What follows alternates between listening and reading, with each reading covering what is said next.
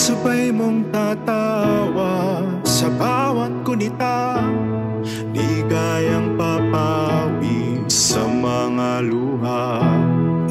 Ano mang dilim ang iyong tahaki, mas magniningning kami iyong bituin. Huwag mong sarilin bigat ng damdamin, may masasandalan at makakapiling.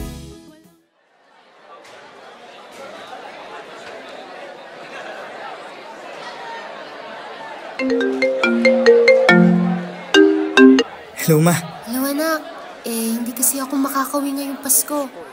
Pero magpapadala ako ng pasalubong sa inyo dyan ha. Ikaw, kamusta ka na? Yung pag-aaral mo, kamusta naman ba? Okay lang, Ma. Walang problema. Mabuti naman. Sige, tawagan na lang ulit kita anak ha. Okay po.